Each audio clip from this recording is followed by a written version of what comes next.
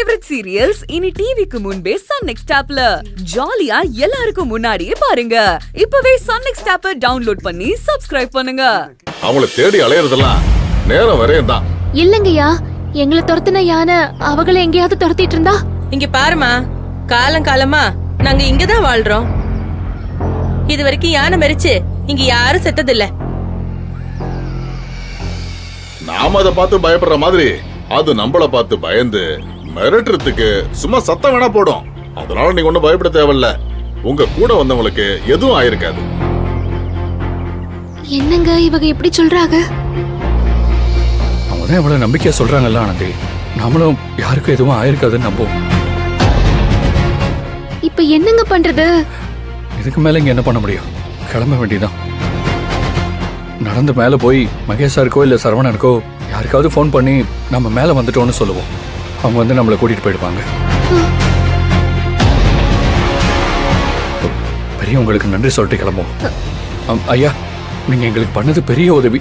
நாங்க கிளம்புறோம் ஐயா. தம்பி இருங்க, ஏன் அவசரப்படுறீங்க? நான் சொல்றத நல்லா கேளுங்க. இந்த நேரத்துல காடு மலைலாம் ஏறி டவுனுக்கு போறதெல்லாம் சரிப்பட்டு வராது. ஏன் அப்படி சொல்றீங்க? தம்பி வெளியூர் இல்ல, அதான் நாம என்ன சொல்றோம்னு புரியாம இப்படி கேக்குது. ஏய் சோழியா, எடுத்து சொல்லு. சரிங்கய்யா. தம்பி, இந்த காடும் மலையும் பகல் நேரத்துல பார்க்க எப்படி சொர்க்கமா இருக்கோ, ராத்திரி நேரத்துல அப்படி இருக்காது.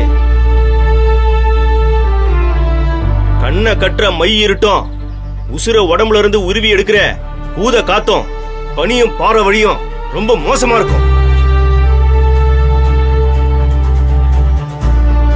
ஆனா வெளிச்சமா தானே இருக்கு, நாங்க அதுக்குள்ள போயிருவோம்.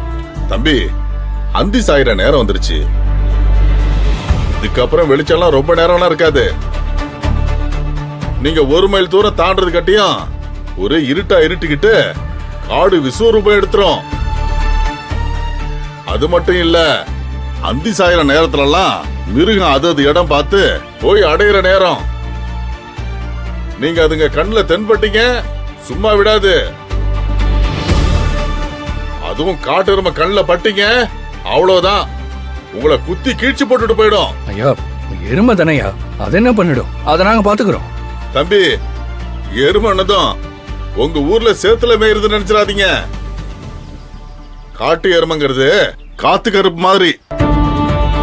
ஒரு எருமை நீங்க ஓட்டுற காரை ஒரே முட்டுல தூக்கி 10 அடிக்கு எரிஞ்சிட்டு போயிடும். அந்த அளவுக்கு ஆக்ரோஷமானது. உங்க ஊரு ஜல்லிக்கட்டு கால முரட்டுத்தனத்தை விட 100 மடங்கு அதிகமானது. ஏலே, அது இங்கிலீஷ்ல என்னன்னு சொல்லுவாங்க? பைசன். பைசனா? இவன் மைசன். பரவாயில்லையே, நல்லா இங்கிலீஷ் பேசுறீங்க. என் புள்ள எப்பவாவது யாரையாவது வெள்ளைக்காரங்களை கூட்டிட்டு வருவான். அவங்க கிட்ட பேசி கத்துக்கிட்டது. அப்பப்ப இந்த 2-3 வார்த்தை பேசுவான். அம்புட்டுதான். சரிங்க, இப்போ என்னையா பண்றது? நீங்க இதுக்கு மேலே காட்டை தாண்டி போறது நல்ல உபதேசம் இல்ல தம்பி. அதனால நீங்க எங்க கூட வந்து எங்க குடிசையிலேயே தங்கிக்குங்க. ஐயா, எங்களை காணும்னு எல்லாரும் தேடிட்டு இருப்பாங்க. அவங்களுக்கு எப்படியாவது தகவலாவது கொடுக்கணும். நாங்க வரலன்னா ரொம்ப பயந்துருவாங்க. உங்ககிட்ட போன் ஏதாவது இருந்தா அவங்களுக்கு போன் பண்ணி சொல்லிடலாம். நாங்க போனெல்லாம் வச்சுக்கிறது இல்ல. அப்படியே வச்சிருந்தாலும் அது உபயோகப்படாதுங்க. ஏன்? சிக்னல் கிடைக்காதுன்னு சொல்றாங்க. உங்க கூட வந்தவங்க இந்த ராப்பொழுதுக்குள்ள உங்களை இங்க தேடி வர போறதில்ல. விடிஞ்சதும் நீங்க கிளம்புனா அவங்க இங்க வர்றதுக்குள்ள நீங்க மலைக்கு போய் தகவல் சொல்லிடலாம். அதனால கண்டதையும் யோசிச்சு குழப்பிக்காம எங்க கூட வந்து தங்கிக்கோங்க. உனக்கு ஓகேவா ஆனந்தி? சரி, வாங்கய்யா போலாம். போலான்னா எப்படி தம்பி? இப்படி சேரும் சகதியோடையுமா?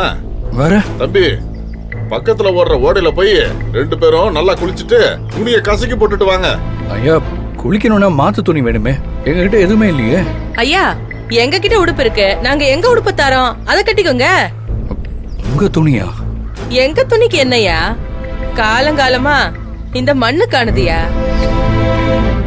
நீங்க உடுத்திருக்கிற துணிதான் நம்ம மண்ணுக்கு சம்பந்தமே இல்லாததியா? தம்பி, உடுத்தி பாருங்க, நல்லா இருக்கும்.